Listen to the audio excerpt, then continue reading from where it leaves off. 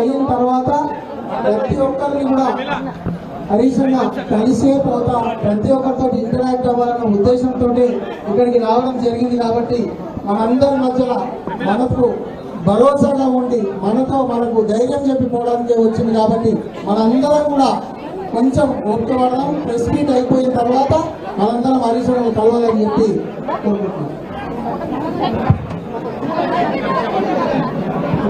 Ladies అంతా కూర్చోవాలి please, మన చేసిపోతాయి.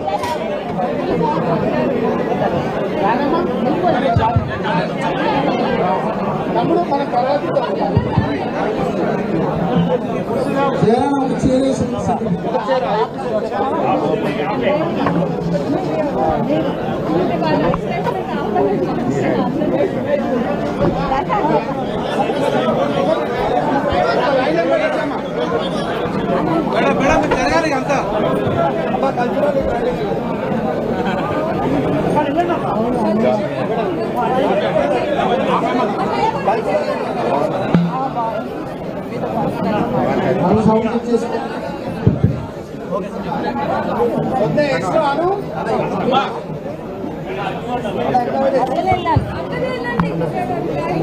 లేడీస్ చేసి ప్లీజ్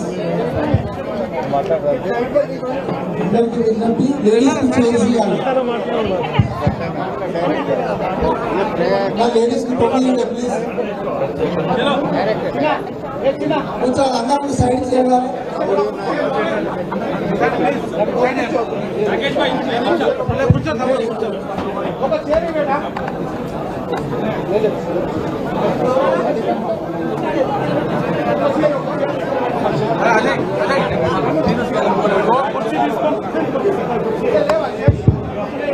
అందరు కూర్చోవాలి.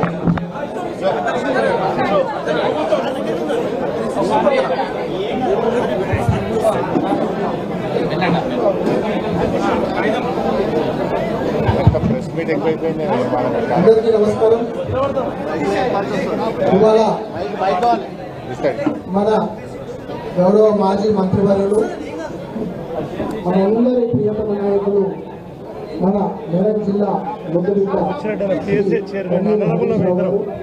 మరి కొత్త ప్రభాకర్ గారు, అదే రకంగా భూపారెడ్డి గారు, మరి సత్యనారాయణ గారు, మరి మధుసూదన్ చారి గారు, మరి అదే రకంగా మన శంకర్ అన్న, ఎక్స్ఎమ్మెల్యే సత్యనారాయణ గారు, మరి నిత్య కుమార్ గారు, బాలరెడ్డి గారు, సోమిరెడ్డి గారు, వెంకటేష్ గౌడ్ గారు, రాజేష్ గారు, శంకర్ యాదవ్ గారు, గోవర్ధన్ గారు, మరి అదే రకంగా ఇచ్చేసిన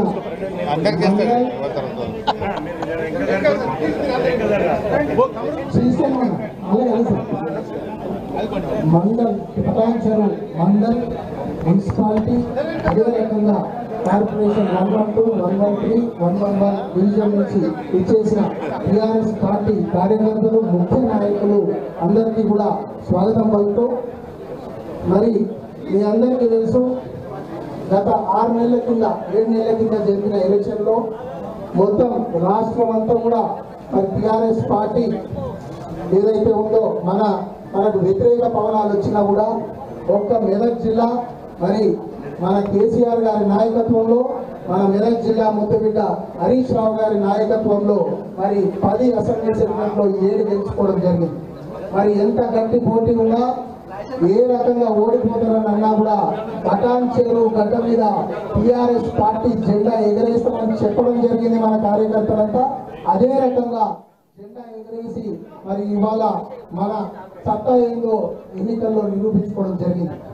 మరి మీ అందరికీ తెలుసు 6 నెలల తర్వాత ఏం జరిగింది.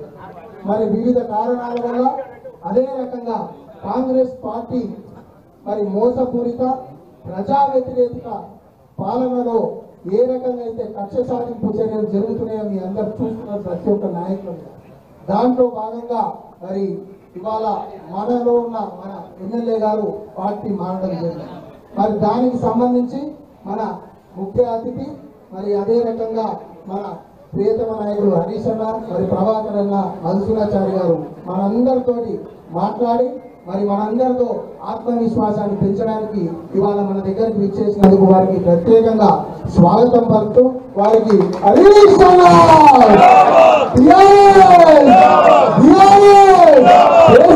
గారి నాయకత్వం, కేసీఆర్ గారి నాయకత్వం.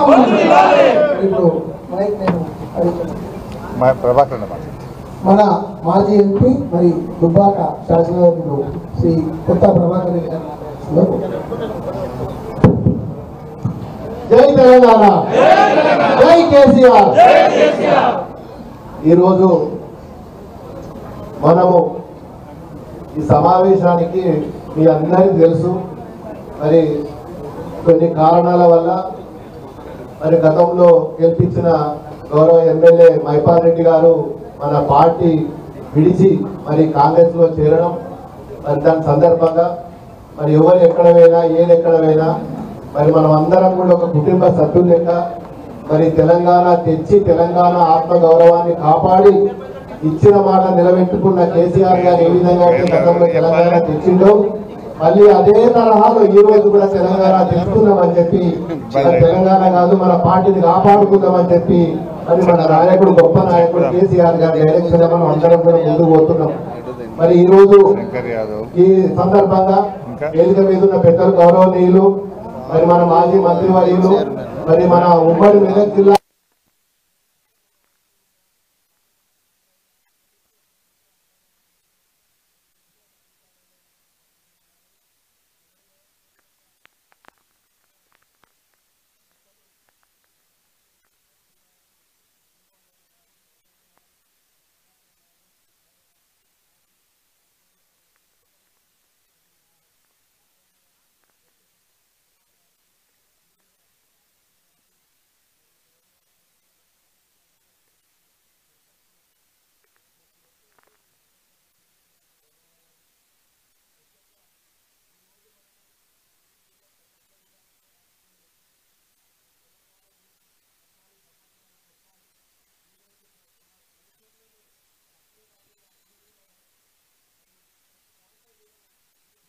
పేరు ఈ రోజు మారుమూగిన మాట వాస్తవం. ఈ రోజు మరి ఏదైతే తెలంగాణ రాష్ట్ర సాధనలో ఇచ్చిన ప్రతి మాటకు కూడా కట్టుబడి ఈ రోజు ఎన్నో ఇరిగేషన్ ప్రాజెక్టులు కానీ మరి అభివృద్ధులు కానీ ఇలా దేశంలోనే అగ్రగామిగా ఉన్న ఏకైక పార్టీ మన బీఆర్ఎస్ పార్టీ. మరి ఇలా బీఆర్ఎస్ పార్టీ ఎంతమంది ఎటువైనా ఏదైనా ఎన్ని ఆటంకాలైనా ఎన్ని ఆటపోట్లైనా ఇది కొత్త కాదు మనకు. గతంలో కూడా 2008 నుంచి మొదలుకుంటే 2014 వరకు కూడా ఎన్నో చూసినాం. ఇవన్నీ కూడా మనం తట్టుకుంటూ ఈ పరిస్థితికి వచ్చినాం. ఇలా పేదల కోసం పేద ప్రజల కోసం కొట్లాడిన పార్టీ ఈరోజు బీఆర్ఎస్ పార్టీ. కాబట్టి మనం ఎవ్వరం కూడా అధైర్యపడాల్సిన అవసరం లేదు. మరి ఇది ఒక పార్టీ ఇంపార్టెంట్, పార్టీ నాయకుడు ఇంపార్టెంట్. ఎంతో మంది వస్తుంటారు, ఎంతో మంది పోతుంటారు. ఈరోజు మన కార్యకర్తలు లేని నాయకులు లేరు. ఇలా కార్యకర్తలే మనకు మరి ముఖ్యం. కాబట్టి కార్యకర్తలకు ఎప్పుడు కూడా అధైర్యపడాల్సిన అవసరం లేదు. మీకు అందరికీ చేదోడుగా ఆదోడుగా మన గౌరవ మరి మాజీ మంత్రి హరీష్ అన్న గారు ఉంటారు. వేదిక మీద ఉన్న ప్రతి ఒక్కరు పెద్దలు కూడా మన కార్యకర్తలను కాపాడే విధంగా మనం అందరం కూడా కష్టపడి మరి పార్టీని ముందుకు తీసుకెళ్దాం, ఇంకా బలోపేతం చేసుకుందాం. ఈ సందర్భంగా విచ్చేసిన మీ అందరికీ ప్రేమతోటి ఒక ఎమ్మెల్యే పోయినంత మాత్రాన పార్టీ పోదు, మరి మేము ఖచ్చితంగా మీతోటే ఉంటామని చెప్పి మరి మా అందరికీ ధైర్యం చెప్పడానికి విచ్చేసిన ప్రతి కార్యకర్తకు ప్రతి నాయకు పేరు పేరున నేను కృతజ్ఞతలు తెలుపుకుంటున్నా. మరి ఇప్పుడు పెద్దలు హరీష్ అన్న గారు మాట్లాడవలసిందిగా కోరుతున్నాను.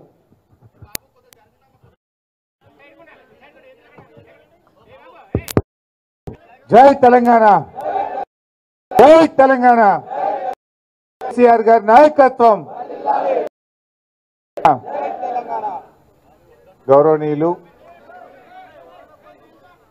అధ్యక్షత వహిస్తున్న తమ్ముడు ఆదర్శ్ రెడ్డి గారికి, సహచరులు గౌరవనీయులు మిత్రులు కొత్త ప్రభాకర్ రెడ్డి గారు, గౌరవనీయులు మన మాజీ కౌన్సిల్ చైర్మన్ పెద్దలు భూపాల్ రెడ్డి గారు, మాజీ శాసనసభ్యులు గౌరవనీయులు పెద్దలు సత్యన్న గారు, గౌరవనీయులు మన మాజీ శాసన సభాపతి శాసన మండలి సభ్యులు పెద్దలు మధుసూదనాచారి గారికి, అదేవిధంగా మన గౌరవ కార్పొరేటర్లు కుమార్ గారు, సింధు గారు, అదేవిధంగా సోమరెడ్డి గారు, బాలరెడ్డి గారు, మా శంకర్ యాదవ్ అన్న గారు, అంజన్న యాదవ్ గారు, మా సీనియర్ నాయకుడు ఉద్యమకారుడు వెంకటేష్ గారు, అదేవిధంగా రాముల్ గౌడ్ గారు, గోవర్ధన్ రెడ్డి గారు, బుచ్చిరెడ్డి గారు, రాజేష్ గారు, దేవేందర్ రెడ్డి గారు, పృథ్వీ, దేవేందర్ గౌడ్ గారు, చారి గారు, పేర్లు మర్చిపోతే తప్పు పట్టుకోద్దిగా, అందరు చాలామంది సీనియర్లే ఉన్నారు ఇక్కడ. గౌరవ సర్పంచులు, ఎంపీటీసీలు, మండల పార్టీ అధ్యక్షులు, గ్రామశాఖ అధ్యక్షులు, మా మహిళా నాయకురాళ్ళు, అదేవిధంగా విద్యార్థి నాయకులు, పార్టీ ఉద్యమకారులు, సీనియర్ నాయకులు, రాజేశ్వరన్న గారు, పెద్దలు, మాజీ సర్పంచ్ గారు, గౌరవ జర్నలిస్టులు అందరికీ నా హృదయపూర్వక నమస్కారాలు. నేను యాక్చువల్గా ఈరోజు కొద్దిమంది ముఖ్యులను కలిసి వెళ్దామని అనుకున్నా. ఇక్కడ తమ్ముడు ఆదర్శ్ ఫోన్ చేసి ఓ 10-20 మంది ముఖ్యులను పిలుగుతామి, ఒకసారి కలిసి మాట్లాడతా, ధైర్యం చెప్పిపోతా అని చెప్పిన నేను. కానీ ఇక్కడ చూస్తూ ఉంటే చాలా ఉత్సాహంగా ఇంత పెద్ద ఎత్తున కార్యకర్తలు వచ్చిందంటే మేమంతా కేసీఆర్ వెంట ఉంటాం, పార్టీ వెంట ఉంటామని చెప్పి ఇంత పెద్ద ఎత్తున వచ్చినటువంటి పార్టీ నాయకులందరికీ నేను శిరస్సు వంచి నమస్కారం తెలియజేస్తా ఉన్నా. అంటే ఒకటే విషయం ఇవాళ మనం అందరం కూడా ఆలోచించాలి. 2001లో కేసీఆర్ గారు తెలంగాణ ఉద్యమాన్ని ప్రారంభించినప్పుడు కూడా పిడికడి మందితోనే ప్రారంభమైంది. ఆ రోజు చాలా మంది ఇది వస్తుందా తెలంగాణ అనుకున్నారు. కానీ కేసీఆర్ గారు పోరాటం చేసి 14 ఏళ్ళు శ్రమించి తెలంగాణ రాష్ట్రాన్ని సాధించారు. ఆ ప్రక్రియలో కూడా ఇలాంటి కుట్రలు జరిగినాయి. రాజశేఖర రెడ్డి గారు గతంలో ముఖ్యమంత్రిగా ఉన్నప్పుడు ఇదే విధంగా మన ఎమ్మెల్యేలను చాలా మందిని తీసుకున్నారు. 12 మంది ఎమ్మెల్యేలను తీసుకున్నారు. ఇంకా అయిపోయింది బీఆర్ఎస్ పార్టీ అనుకున్నారు. ఎమ్మెల్యేలు పోయినంత మాత్రాన బీఆర్ఎస్ పార్టీ పని అయిపోలేదు. ఎమ్మెల్యేలు ఉన్నా పోయినా కార్యకర్తలు ఉన్నారు, ప్రజలు ఉన్నారు, మంచి నాయకత్వం మన బీఆర్ఎస్ పార్టీకి ఉంది. అప్పుడు కూడా ఇట్లాంటి కుట్రలే చేసిండ్రు. అయిపోయింది అన్నారు. అయిపోయింది అన్నోళ్ళే కాలగర్భంలో కలిసిండ్రు తప్ప బీఆర్ఎస్ పార్టీ మాత్రం నిలబడ్డది.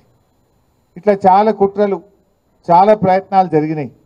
కానీ ఈ కుట్రలు ఏవి కూడా అవి ఫలించలేదు. అంతిమంగా న్యాయం గెలిచింది, ధర్మం గెలిచింది. బీఆర్ఎస్ పార్టీ అద్భుతమైనటువంటి పాలనను తెలంగాణ ప్రజలకు అందించింది. ఇవాళ రాష్ట్ర ప్రజలందరూ కూడా చూస్తూ ఉన్నారు, రాష్ట్రంలో ఏం జరుగుతుందో కూడా చూస్తూ ఉన్నారు. ప్రజలందరూ కూడా ఇలా కేసీఆర్ గారి పాలనను ఇప్పటి ప్రభుత్వ పాలనను కంపేర్ చేసుకుంటున్నారు. నాడెట్లుండే నేడెట్లున్నది అనేది ఇలా ప్రజల వాళ్ళ ఆలోచనలో కనబడతా ఉంది మనకు. బట్ ఏదైనా ఇలా ఆలోచించండి, మైపాల్ రెడ్డి గారికి పార్టీ ఏం తక్కువ చేసింది? ఆయనను 3 సార్లు ఎమ్మెల్యేగా చేసి ఇవాళ ఆయనను గెలిపించింది మీరందరూ కూడా. బీఆర్ఎస్ కుటుంబం గెలిపించింది ఆయనను. మీరందరూ ఎంత కష్టపడ్డారు? మీరందరూ కూడా ఎంతో కష్టపడితేనే ఇలా మైపాల్ రెడ్డి గారు గెలిచిండు. కానీ ఇలా కష్టాలు వస్తాయి. ఒక పార్టీ ప్రతిపక్షంలో ఉంటుంది. 10 ఏళ్ళు మనం ప్రభుత్వంలో ఉన్నాం కదా. 10 ఏళ్ళు ప్రభుత్వంలో ఉన్నప్పుడు మరి ఎన్నో కార్యక్రమాలు చేసినాం. నిజానికి పటాన్ చెరువుకు ఏది చేయలేదో చెప్పండి. ఏది అడిగితే అది పటాన్ చెరువుకు అడగడమే తడువుగా జీవోలు తెచ్చిచ్చినాం. పటాన్ చెరువుకు కొత్త మండలాలు కానీ, మన మున్సిపాలిటీలు కానీ, త్రాగునీరు కానీ, రహదారులు కానీ, అండర్ గ్రౌండ్ డ్రైనేజ్ కానీ, మార్కెట్లు కానీ, స్టేడియంలు కానీ, కాలేజీలు కానీ ఎన్నో రకాలుగా పటాన్ చెరువుకు నిధుల వరద ఒక ప్రవాహంలాగా అందించాం. బట్ అయినా ఎమ్మెల్యే గారు ఎందుకు పోయినా నాకైతే అర్థమైతలేదు. నేను ఇవాళ మీకు చెప్పేది ఒకటే, గూడెం పోయినా గుండె ధైర్యాన్ని మీరు కోల్పోకండి, మేమున్నాం మీకు. గూడెం పోయినంత మాత్రాన ఎవరు గుండె ధైర్యం కోల్పోవాల్సిన అవసరం లేదు. బీఆర్ఎస్ పార్టీ మీకు అండగా మేమందరం కూడా మిమ్మల్ని కాపాడుకుంటాం. ఎవరైతే ఎమ్మెల్యేలు ఇలా పార్టీ మారినరో వాళ్ళు మాజీలు అయ్యేదాకా నిద్రపోయేది లేదు, వాళ్ళని వదిలిపెట్టేది లేదు. ఇలా ఖచ్చితంగా వాళ్ళు ఏదో రోజు మాజీ కావాల్సిందే, వాళ్ళని మాజీ చేసేది ఖాయం.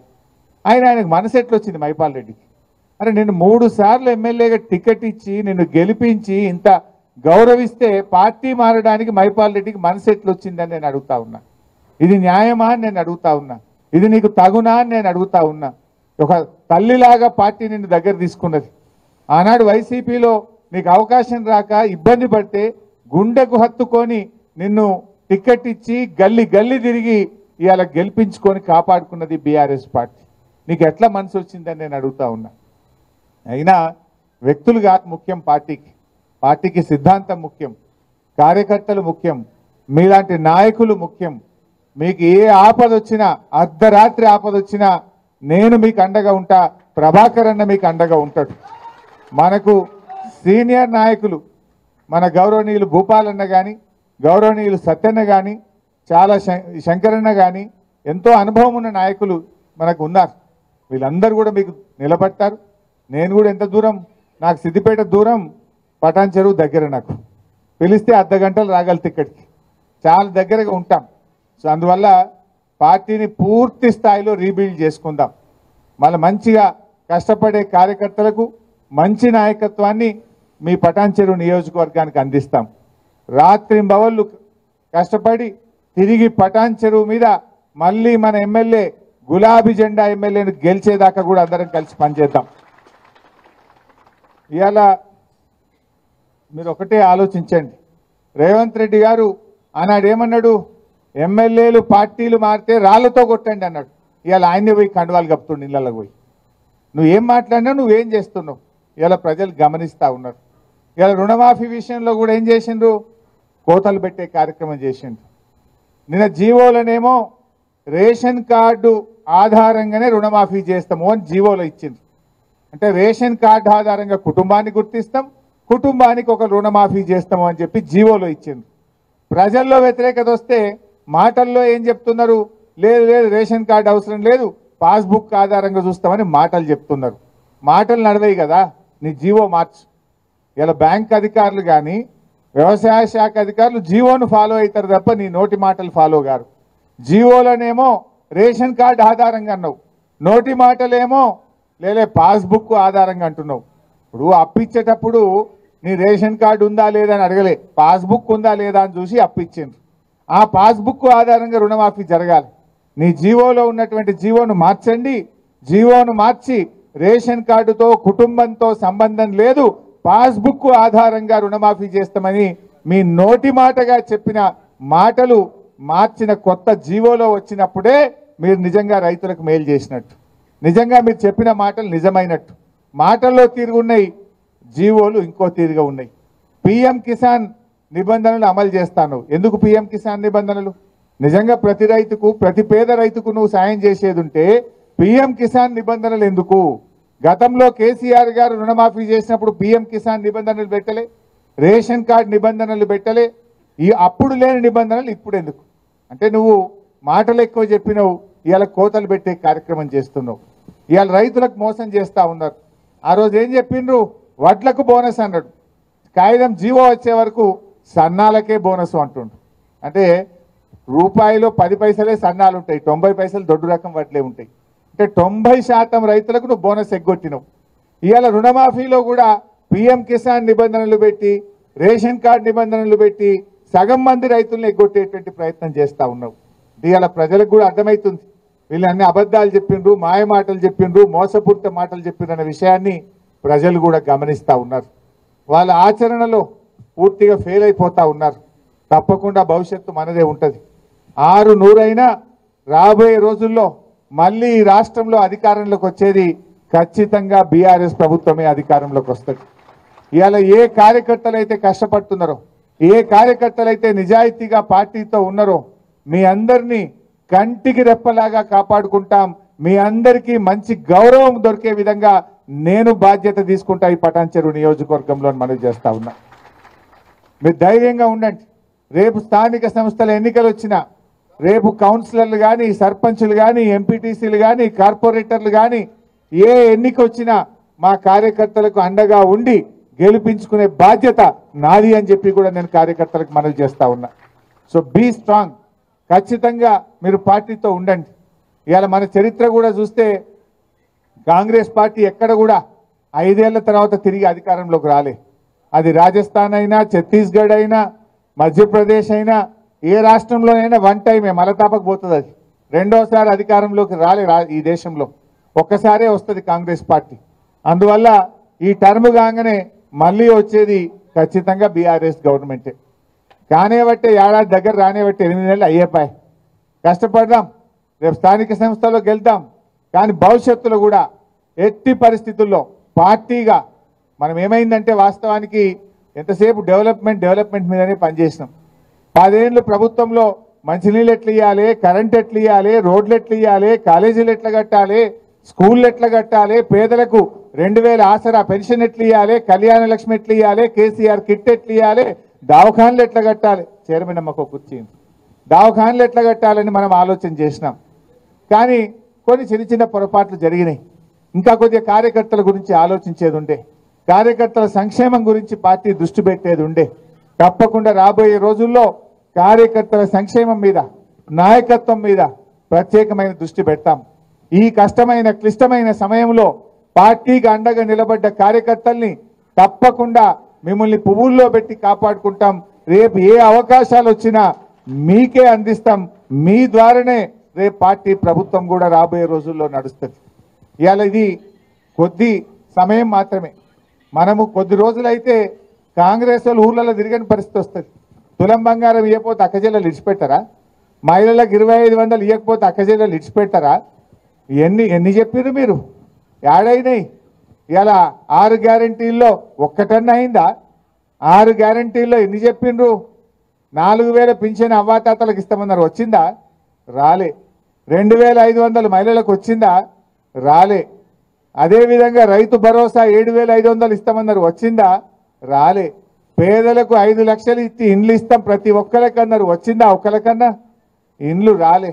విద్యార్థులకు 5 లక్షల భరోసా కార్డు అన్నారు, వచ్చిందా? ఆడపిల్లలకు స్కూటీలు అన్నారు, వచ్చిందా? తులం బంగారం వచ్చిందా? ఏది రాలే.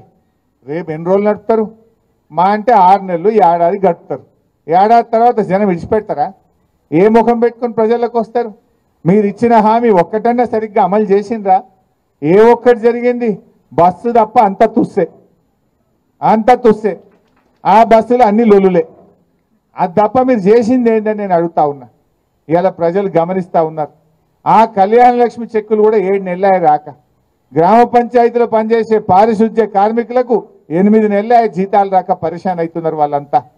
7 నెలల నుంచి కళ్యాణ లక్ష్మి చెక్కులు ఈ గవర్నమెంట్ వచ్చినప్పటి నుంచి చెక్కులు రాని పరిస్థితి, ఇలా ఆగిపోయినటువంటి పరిస్థితి కనబడుతుంది. స్కూళ్ళల్లో మధ్యాహ్న భోజన కార్మికులకు 8 నెలలకెళ్ళి బిల్లులు రానటువంటి పరిస్థితి ఉంది. పరిపాలన అంతా స్తంభించిపోయింది. అస్తవ్యస్తంగా ఉన్నటువంటి పరిస్థితి ఉంది. ప్రజలు ఒక్కొక్కటిగా గమనిస్తూ ఉన్నారు. ఏడాది 2 ఏళ్ల వరకు పాలేందో నీళ్ళేందో తేలుతుంది. సో అప్పుడు డెఫినెట్గా ప్రజలు మళ్ళీ చూసేది అవి స్థానిక సంస్థల ఎన్నికలైనా, భవిష్యత్తులో అసెంబ్లీ ఎన్నికలైనా తప్పక మళ్ళీ టీఆర్ఎస్ పార్టీకి ప్రజలు బ్రహ్మరథం కడతారు. ఈ 6-7 నెలలు ఏడాది మనం కొంచెం గట్టిగా పనిచేసుకుంటే తప్పకుండా రాబోయే రోజుల్లో భవిష్యత్తు మనకే ఉంటుంది. అందువల్ల ఈ పటాన్ చెరువు నాయకులకు, కార్యకర్తలకు నేను మీకు ఇచ్చే ధైర్యం ఒక్కటే, ఎమ్మెల్యే గారు పోయినంత మాత్రాన పార్టీ బోదు. భవిష్యత్తు మీరే. మళ్ళీ పటాన్ చెరువు మీద ఎగిరే జెండా గులాబీ జెండనే. మంచి నాయకత్వం ఉంది, మంచి కార్యకర్తలు ఉన్నారు ఇవాళ. ఎందుకంటే ఆనాటి కాంగ్రెస్ పాలనలో ఇదే పటాన్ చెరువులో పరిశ్రమలకు వారానికి 2 రోజులు పవర్ హాలిడే. కేసీఆర్ వచ్చినాకనే పవర్ హాలిడే పోయింది. 24 గంటల కరెంటు పరిశ్రమలకు ఇచ్చినాం, రైతులకు ఇచ్చినాం, గృహ అవసరాలకు ఇచ్చినాం.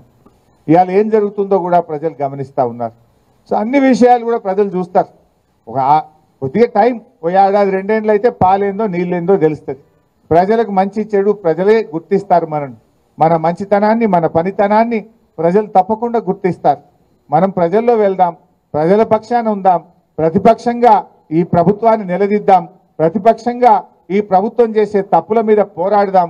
రేపు రాబోయే అసెంబ్లీ సమావేశాల్లో కూడా బ్రహ్మాండంగా గట్టిగా మేము పోరాటం చేస్తాం. ఎమ్మెల్యేలు ఎవరైతే పార్టీ మారినరో దీని మీద సుప్రీంకోర్టుకు కూడా పోతున్నాం. త్వరలోనే సుప్రీంకోర్టుకి వెళ్ళి ఆర్డర్ తెస్తాం. మళ్ళీ ఈ రాష్ట్రంలో బై ఎలక్షన్లు వస్తాయి. తప్పకుండా పార్టీ మారిన నియోజకవర్గాల్లో ఉప ఎన్నిక వస్తుంది. దానికి మనం అందరం కూడా తయారు కావాల్సిందే. 1 నెల అటో ఇటో ఉప ఎన్నిక తప్పదు. పార్టీ మారిన చోట సుప్రీంకోర్టులో రాజ్యాంగ ధర్మాసనం యొక్క తీర్పు ఉన్నది. 3 నెలల్లోగా స్పీకర్ నిర్ణయం తీసుకోవాలని. ఇప్పటికే మనం హైకోర్టులో కేసు వేసినాం. త్వరలోనే సుప్రీంకోర్టుకు పోతా ఉన్నాం. సుప్రీంకోర్టు నుంచి ఆర్డర్ తెస్తాం. వీళ్ళందరినీ డిస్క్వాలిఫై చేపించి ఈ రాష్ట్రంలో పార్టీ మారిన నియోజకవర్గాల్లో ఉప ఎన్నికలు తథ్యం. దానికి కూడా మనం ప్రిపేర్ కావాల్సిందే ఇప్పటి నుంచి అని చెప్పి కూడా మనం చేస్తూ ఉన్నాం. అందువల్ల మంచిగా గట్టిగా ధైర్యంగా ఉండండి. ఎలాంటి అనుమానాలు అక్కర్లేదు. పార్టీ మీకు అండగా ఉంటుంది, భవిష్యత్తు ఉంటుంది. మీరు గౌరవ కార్పొరేటర్లు, మున్సిపల్ చైర్మన్లు, పార్టీ చాలా మంది ఉద్యమకారులు, సీనియర్ నాయకులు, కోఆపరేటివ్ చైర్మన్లు, సర్పంచులు, ఎంపీటీసీలు ఎంతో మంది నాకు కనబడతా ఉన్నారు. త్వరలో నేను మళ్ళీ టైం ఇస్తా. యాక్చువల్గా నేను ఇది నిన్న సాయంత్రం చెప్పి ఇవాళ వచ్చిన, నేను టైం ఇవ్వలే. నేను ఆదర్శ వచ్చి ఇంటికి వచ్చిపోతా, ఛాయ్ తాగుతా, ఓ 10-20 మంది ముఖ్యులం పిలువు తమ్మి అన్న. కానీ చూస్తే మీరు దాదాపు 1000 మంది వచ్చేసింది. మరి ఇంకా మిగతా మాకు చెప్పలేదని గిట్ట నారాజుగా ఇక్కిరి. దయచేసి ఇది అనుకోకుండా జరిగిన సమావేశం. మళ్ళీ మనం ఒక వారం 10 రోజుల్లో మంచి ఒక హాల్ తీసుకొని విస్తృత స్థాయి కార్యకర్తల సమావేశం స్వచ్ఛందంగా వచ్చింది. ఇదంతా స్వచ్ఛందంగా మీకు మీరుగానే నేను వస్తున్నాను తెలిసి వచ్చిందట. మనం మళ్ళీ తొందరలోనే ఒక కార్యకర్తల మీటింగ్ పెట్టుకొని అందరికి కూడా ఇన్ఫార్మ్ చేద్దాం. దయచేసి రానోళ్ళు ఎవరు కూడా మాకు చెప్పలేదని అనుకోవద్దు మమ్మల్ని. ఇది అనుకోకుండా మండల్ వైజ్ కలవాలి వచ్చిన వాళ్ళు నన్ను మా తమ్ముడు అంటుండు. కలుద్దాం, మీటింగ్ కూడా పెడదాం. అయితే నేనేమంటున్నా అంటే ఏదైనా మిస్కమ్యూనికేషన్ అయ్యో అన్న వచ్చిండు మాకు చెప్పలేదని గిట్ట అనుకున్నారు. నేను ఒట్టి ఛాయ్ తాగనీకి వచ్చిన, వాస్తవానికి ఇక్కడ కలిసిపోదాం 5-10 మంది ముఖ్యులతో ధైర్యం చెప్పిపోదామని వచ్చినా చూస్తేనేమో మీరే నాకు ధైర్యం చెప్తున్నారు. ఇక్కడ మీరే అంతమంది కనబడుతున్నారు నాకు చూస్తుంటే. సో డోంట్ వరీ, మళ్ళీ తొందరలోనే మంచి మీటింగ్ కూడా పెట్టుకొని మనం అందరి కార్యకర్తలను కూడా కలుద్దాం, ముందుకు పోదాం. జై తెలంగాణ.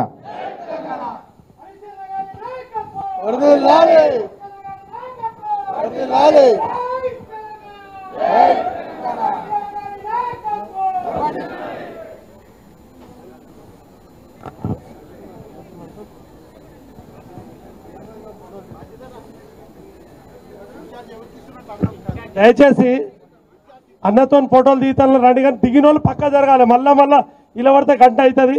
అన్నతో కూడా ఫోటోలు మండల్ వైజ్గా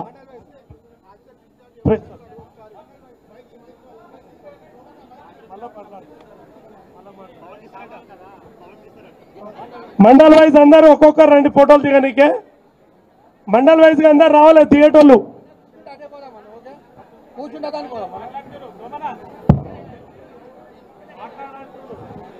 మండల్ వైజ్ గా కూర్చోండి, అన్న వస్తాడు అక్కడికే. మండల్ వైజ్ గా ఒక్కొక్క మండలు, మున్సిపాలిటీలు, కార్పొరేటర్స్ మండల్ వారిగా కూర్చోండి.